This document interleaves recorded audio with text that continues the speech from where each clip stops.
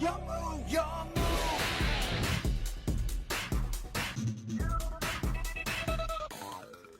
What's up guys, it's Rogue2 here and welcome back to yet another amazing video on the channel. For today I got you a Marincess deck profile, but not just any Marincess deck profile. This is Henry's Marincess deck profile. If you don't know who Henry is, Henry has won our OTS championship not once but twice, and this is his Marincess deck profile that helped him do that. His first win was with Crystal Beasts and his second is his Marincess, so he's a rogue player at heart and officially part of the Rogue tier family because he lent us his deck profile so I could show you guys. So special thanks to Henry, you are an absolute legend. But without any further ado, we're going to get into this deck profile. If you do enjoy this type of content, make sure you do hit a like, leave a comment down below. I reply to every single one. And if you're new around here, make sure you hit that subscribe button so you can see more awesome videos like this. So without any further ado, let's get to the deck profile. So starting off with the deck profile, it is of course 40 cards, and for the first three of here we have triple of the Marincess Blue Tang. Now Blue Tang is an incredible starter. Not only is it a foolish burial, but when it is used for the link summon of a water monster, you can excavate 3 cards basically, and if you hit a Marincess card you can add that card to your hand and the rest get shuffled into the deck. So it's a really nice card, and it's one of the best starters I think the deck has. For another 3 of, we have triple of the Marincess Seahorse. This card is basically a 1-card link 3 in a way. You can special summon this card to a zone a Marincess link monster points to, and during your main phase, except the turn this card is sent, banish this card and special summon a water monster from your hand. But the important fact is you can normal summon this, link it off with the link monster, grab this back to your hand, special summon this, make Coral Enemy, reborn the Seahorse, and then go for a link 3. So it's a 1-card link 3, and it's just a really good extender as well, to be honest with you, just special summoning itself to a zone.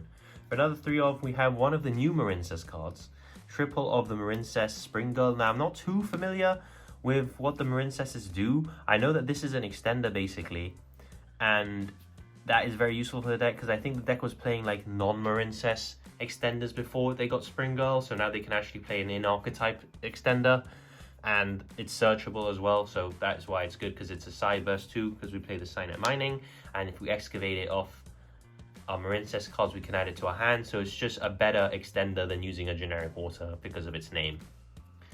We also have 2 Marincess Pascalis. I know exactly what this one does. If you normal special it, you can special summon a Marincess from your hand. So it basically gets body presence onto the field, and if it's in the grave, you can banish this card and add a Marincess Spell Trap back to your hand, which is good to grab back your Marincess wave. And for another 2 of, we have double of the Marincess Mandarin, another card that basically just special summons itself from the graveyard to hand. So it's pretty good to discard off your Signet Mining because its effect can be used in the graveyard as well.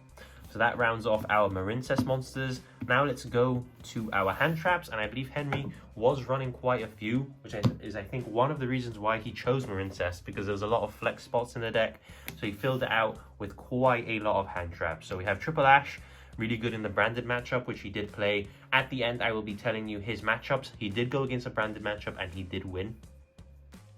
So Ash is very good in the branded matchup, just good in general, to be honest with you. He's also playing Triple Effect Veiler, which is kind of interesting to in a Cash Tira meta where this card needs to go to the graveyard, but I guess you can use it way before then, and it's not once per turn as well, so it is very handy.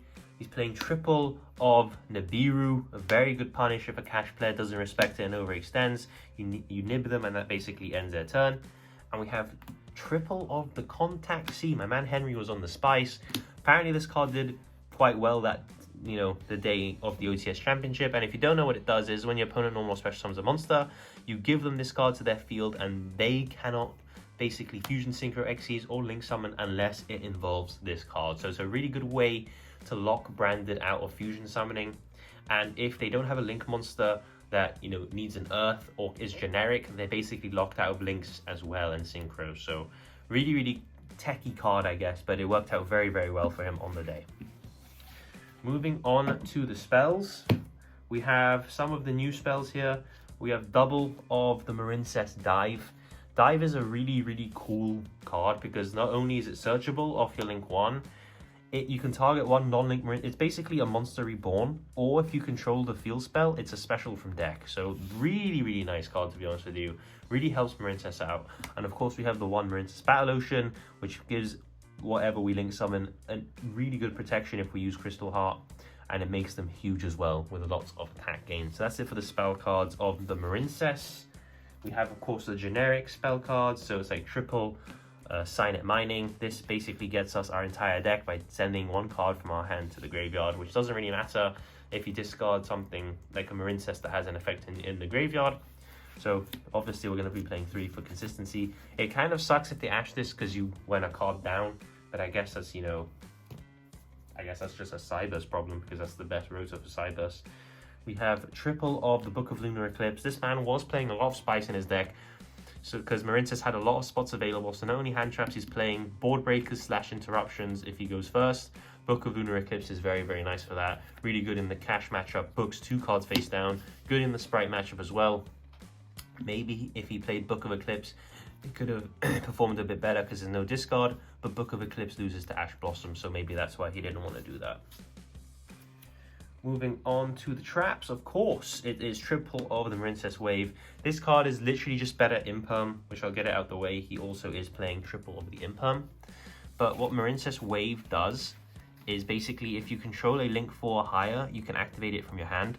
And not only that, if there's a Link 2 or higher Marincess monster, which obviously is, Link 3 or higher, sorry, Marincess monster, you can activate this card from your hand. So it not only can activate it in your hand like an Imperm, it makes all monsters you control unaffected by your opponent's card effect. That includes non-Marincess cards, and it's an Imperm, so you target one monster opponent controls, negate it, and then it gives that protection, and you don't even need to set it. You can activate it from your hand. So it's an absolutely broken card. The only problem I guess the deck had was that this card wasn't searchable, but then they of course released the new Link, and now it is. So really, really busted card. Make sure you get this in your hand every single turn, and you're going to win the duel using Marincess. And of course, just a triple Imperm, another hand trap, and just very good as well, this format, to be honest with you. So that's it for the main deck. It is 40 cards. Let's go on to the extra deck. Moving on to the extra deck, we have our Link 1s. We have double of the Marincess Sea Angel. This card is a lot better now, considering that there's more Marincess spells. You don't have to search the field spell, since that's the only spell card that exists. Now you have the Marincess Dive, which is a very good spell card, so we play double of the Sea Angel. We have double of the Marincess Blue Tang. Now this basically targets one Marincess in your graveyard and adds it back to the hand, so very useful. We of course have the one mandatory Crystal Heart. We need this card because when we link off with this card with the field spell on the field, we get all the protection effects from the field spell. We have double of the Marincess Coral Anemone. Now this is a monster reborn, and it's just a very good card. If you equip it to something and it goes to the graveyard, you get its graveyard effect, which means that you can target one Marincess card in your graveyard and add it back to your hand. So that's very nice as well. We have one of the Marincess Coral Triangle. Now I believe this is the one that adds you the Marincess Trap. So this is the really good one, because the Marincess Trap is basically what makes the deck broken. We have the one Marbled Rock. Now this again, you can target a Marincess card in your graveyard and add it to your hand. And also when your opponent monster declares an attack, you can have some sort of battle protection too. We have the one Marincess Aqua Agronaut, I believe is how you pronounce this. I'm not gonna lie to you, I'm not entirely sure what this card does because I'm not very familiar with the Marincess archetype, but I guess we will find out together. When this card in the extra monster zone, your opponent cannot attack any monsters except this one, so it gives some battle protection. Target one water monster you control on one card in your opponent's graveyard, return them to the hand, so it's actually decent board breaking potential. And during your opponent's turn, on a spell trap card activate, you can first summon one Marincess monster. Oh, it's a spell and trap negate as well. So that card actually seems pretty good, to be honest with you. So decent. And we have the Marincess Great Bubble Reef. I know what this one does. This one's your draw power. You banish a water monster from the graveyard or face up, and you draw one card, and that makes it huge in combination with the field spell. And for our non-Marincess links, we have the one of the area. I guess play it because we're playing a water deck, and we could take water monsters from our opponent's graveyard. We have the one Splash Mage the 1 World Sea Dragon Zealantis. If you are waterlocked and you summon him, you can banish your opponent's field and then nothing will come back if it's not water, which I guess is an amazing interaction. And the 1 Stealth Kraken for burn-in time, and it's just a very good card as well. I guess improvements that can be made, you can play the Transcode Talker access code package, but apart from that, I think the extra deck was very, very good for him all day. And looking at it now, I see why he did very well, to be honest with you, because I don't think a lot of people know exactly what this deck does, and that is a huge advantage to have in Yu-Gi-Oh! Just the fact that if you're not 100% sure where to hand trap your opponent's deck, you're basically in a massive disadvantage if they know yours. So let's actually move on now to the side deck. So moving on to the side deck, we have triple of the Artifact Lancia, very good against the Runic matchup, decent in the Kashtira matchup as well, so that's why he's side decking it. For our back row hate, we have double Lightning Storm and the 1 Harpy's Feather Duster. This is, I guess, for Labyrinth and things like that we need to deal with. We have triple of the Forbidden Droplet, which I didn't actually know is in his side deck. I guess that's really good going second if he needs to sort of chain to your opponent's monster effects, and you can, if you activate like the Marincess dive, you can chain the droplet, send the dive to the graveyard and get a free negate that way. Triple Gozen Match, which is good considering he's playing a water deck, doesn't really affect him. And then triple of the Evenly Matched, which is very good as well in combination with Nibiru. You give them the token, you evenly match them, and then they're forced to keep the token, outing their entire board. That's it for the side deck.